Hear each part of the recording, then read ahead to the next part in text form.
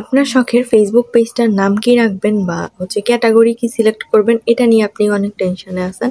কারণ নামটা আমরা যাই দিই না কেন ক্যাটাগরিটা কিন্তু অনেক ইম্পর্টেন্ট। সো কোন ক্যাটাগরি আপনি আপনার ফেসবুক পেজে দিবেন আজকের ভিডিওতে আপনাদেরকে বলে দেবো। সো চলেন ভিডিওটা শুরু করা যাক। আর এখন আমার প্রত্যেকটা ভিডিও আবার রিপিট করতে হচ্ছে, কারণ আগের পেজে এইসব ভিডিওগুলো আমার ছিল, যার জন্য এখন আমার আবার রিপিট করতে হচ্ছে এই ভিডিওগুলো।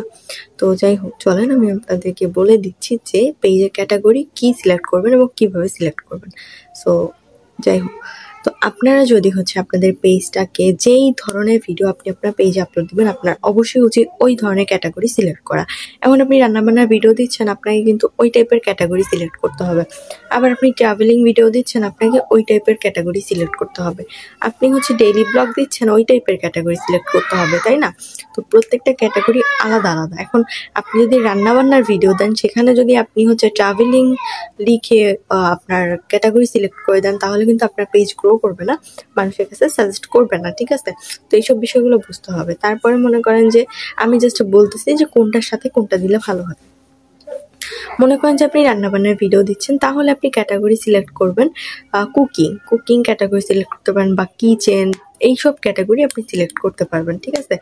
এগুলো রান্নাবান্নার ক্যাটাগরি। আপনি যদি ক্যাটাগরি অপশনে যান, দেখবেন ওখানে হাজার হাজার ক্যাটাগরি আছে, কিন্তু আপনাকে আপনার ভিডিও রিলেটেড ক্যাটাগরি সিলেক্ট করতে হবে, তাহলে পেজ গ্রো করবে। না হলে ফেসবুক কিভাবে বুঝবে যে আপনি কোন ধরনের ভিডিও দিচ্ছেন এবং আপনার ভিডিওগুলো কাদের কাছে নেওয়া উচিত।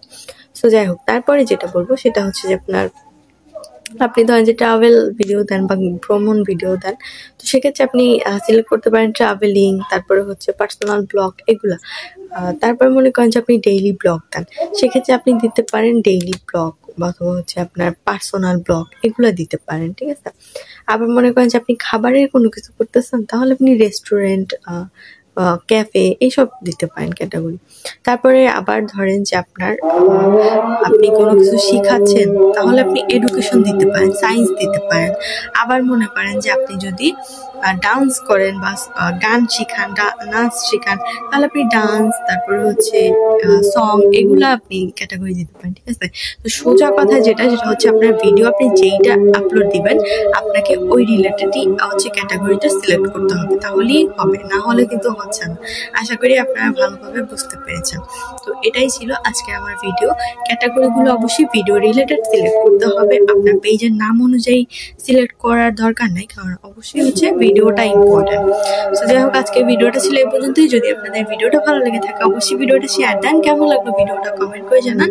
ধন্যবাদ সবাইকে ভিডিওটা দেখার জন্য। আল্লাহ হাফিজ, আসসালামু আলাইকুম।